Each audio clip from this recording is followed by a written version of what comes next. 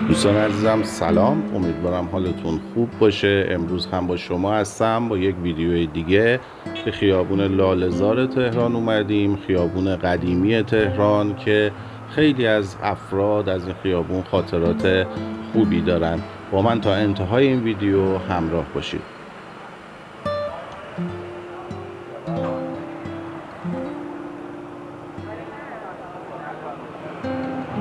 همونطوری که گفتم خیابون لاله‌زار یکی از خیابون‌های قدیمی و مرکزی تهرانه.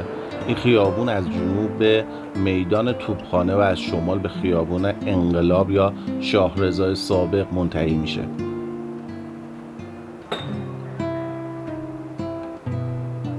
لاله‌زار در اواخر دوره قاجار، زمان احمدشاه قاجار و اوایل پهلوی نماد نوگرایی و هنر ایران بود و شانزلیزه تهران لقب گرفته بود. بسیاری از تئاترها، رستوران‌ها، تجارتخانه‌ها، کاباره‌ها، پیاله فروشی‌ها، خیاطخانه‌ها، سینماها و فروشگاه‌های معروف ایران در این خیابان قرار داشتند. همچنین موسیقی سبک کوچه بازاری در این منطقه متولد شد.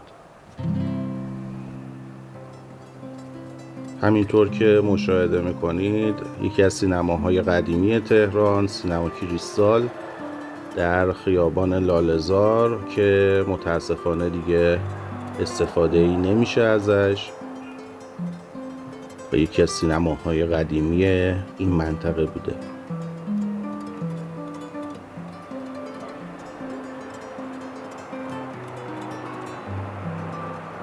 زمانی در خیابان لاله‌زار 15 سینما و چندین تئاتر و تماشاخانه فعالیت می‌کردند، اما متاسفانه اکثر این سینماها اکنون از رونق افتادند. در اوایل دوره پهلوی در اول خیابان لاله‌زار از سوی میدان توپخانه مغازه‌ای به نام پیرایش قرار داشت که به جهت داشتن پوشاک مد روز در تهران شهرت داشت. روبروی این مغازه کافه قنادی لاله‌زار واقع شده بود، اما متاسفانه امروز بیشتر لاله‌زار را صنف فروشندگان لوازم برقی در اختیار گرفتند.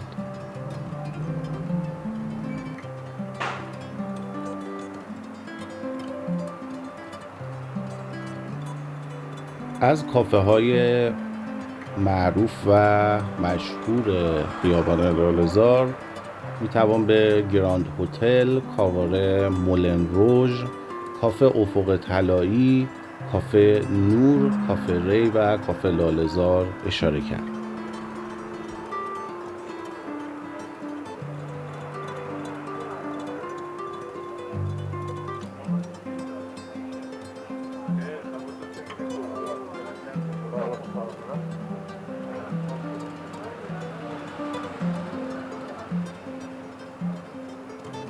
همینطور که در تصاویر هم مشاهده میکنید این خیابون قدیمی کاربری گذشته خودش رو از دست داده و تبدیل به بورس لوازم برقی در تهران شده.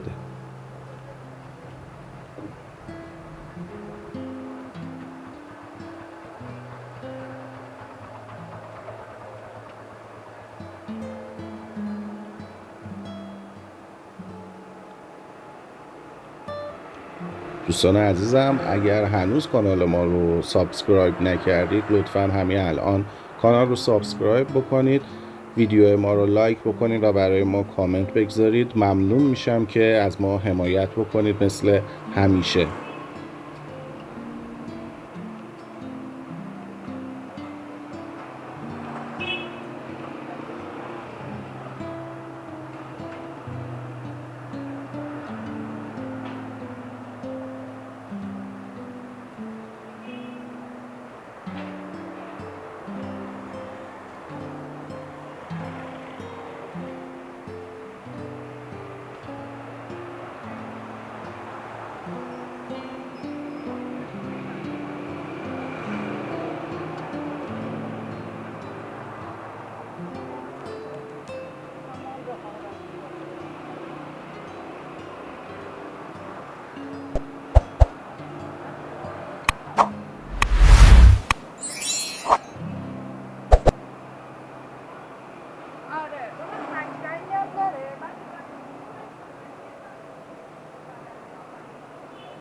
دوستان عزیزم ممنونم که تا انتهای این ویدیو ما رو همراهی کردید.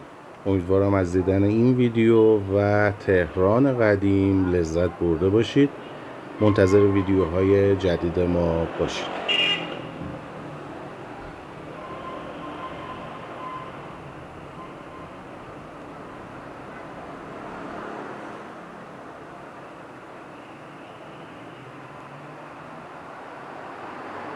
Yeah.